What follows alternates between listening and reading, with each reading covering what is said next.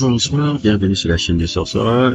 Aujourd'hui, un petit récapitulatif un peu de la guerre civile hip-hop en vie depuis plus de 3 semaines, un mois à cause de Kendrick Lamar et de son couplet sur Like That, la musique oubliable et featuring les trucs. Et entre Rick Ross qui s'est mêlé dans la danse, nous appelé Drake White Boy, entre J. Cole qui est devenu un jésuite et s'est enfermé dans un monastère de Cameroun du Nord, entre Kanye West qui sort aussi de nulle part, vous venez aussi à adresser aussi un bif avec Drake, et c'est la première fois de sa vie qu'il fait des bifs ouverts comme ça, c'est la première fois de sa vie. Je vais faire un bif comme ça, il n'en a jamais fait, c'est la première fois, c'est vrai que c'est quelqu'un qui est venu avec une mentalité, vous n'aimez pas faire les trucs de bif et tout, et maintenant, a décidé d'en faire un avec Drake. Déjà qu'ils ont un peu une relation très ambivalente, bizarre. Là. Et deuxièmement, Drake a décidé de répondre à Kendrick Lamar avec deux morceaux. Un morceau qui s'appelait Push Up et le deuxième morceau qui s'appelait Taylor, je ne sais pas comment, et qui a permis à ce que on utilisait les voix, l'intelligence artificielle, les voix de Snoop Dogg et de Tupac. Moi, j'ai envie de dire un peu que Drake, en ce moment, au fur et à mesure qu'il s'enfonce dans ce bif et dans ce truc que Kendrick Lamar a piégé, il se ridiculise tout seul. Pour les fans de Drake qui sont là en train de me dire, oui, Drake a répondu, on attend la réponse de trucs. Les bifs de Drake, les sons que Drake a fait, sont des sons inutiles et des sons irrelevant, comme on dit là-bas, parce que il n'a rien dans ce qu'il dit qui peut déstabiliser soit l'image de Kendrick Lamar, soit les trucs de là, vous voyez là, comme vous voyez là sur l'écran. C'est lui qui est en train de vraiment perdre la facilité. Voilà que ceux qui gèrent le patrimoine un peu pas tout sur de dire que toi tu as utilisé le truc un peu sans nous prévenir.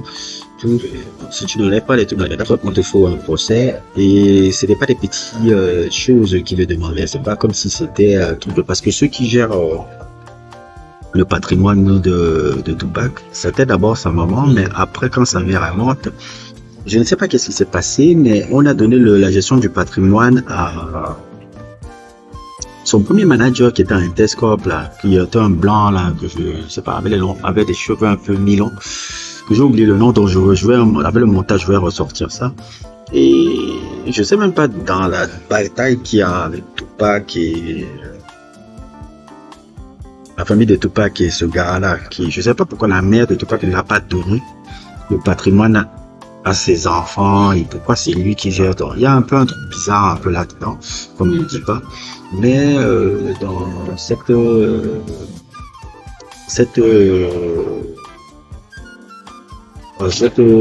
imbroglio, Drake ne fait que salir son nom. Drake perd la face et Drake devient de plus en plus ridicule un peu dans cette situation-là parce que il ne sait pas où attaquer. Kendrick Lamar, il essaye de sortir un peu des trucs, mais Kendrick Lamar a bien compris le jeu qu'il fait. Il le laisse se ridiculiser tout seul. On dit souvent, quand tu vois ton ennemi en train de s'enfoncer dans un centre mouvant, tu restes tranquille en silence et tu le regardes s'enfoncer tout seul. C'est tout ce qui est en train de se passer là en ce moment. Comme je vous l'ai dit dans mes différents sujets sur Kendrick Lamar, sur Drake, et je vous montre là, ce geek-là, cet ancien geek-là, souffre toujours du fait que la communauté hip-hop ne l'a jamais vraiment embrassé. Lui qui est un très grand fan de hip-hop, comme vous pouvez le voir dessus, les innombrables références qu'il aime toujours faire. Je vais même souvent en dire aussi, ça c'est une petite aparté, que lui et Tupac aussi possèdent beaucoup de similarités. Hein. Quand tu vois un peu le background, un peu le fait qu'il vient d'un art dramatique et que ce soit un acteur qui soit un acteur qui est devenu rappeur. Il y a beaucoup ça, élevé par une mère célibataire. Maintenant, tout ce qui change un peu, c'est le background social, un peu, qui est un peu beaucoup plus aisé chez Drake. Mais sinon, il y a quelques similarités aussi dans les trucs là. C'est pour ça que le personnage de Tupac est si intéressant, c'est qu'il y a beaucoup de personnages de la pop culture afro que tu peux revoir un peu, surtout dans le monde du hip-hop, que tu dis, mais il y a beaucoup de similitudes entre Tupac. C'est pour ça que c'était une personnalité assez fascinante, un peu. C'est fascinant, totalement. Moi, je ne sais pas comment ça est en train de se passer. Je ne sais pas trop l'issue un peu de cette situation-là. Là, je dois vous avouer que c'est un peu fou de faire dans ma tête un peu par rapport tout ce qui se passe un peu dans cette situation-là. Drake, je pense que tu perds ton temps, rien ne va se passer, rien ne va truc, tu vois pas le truc, tu n'auras jamais l'amour des gars là.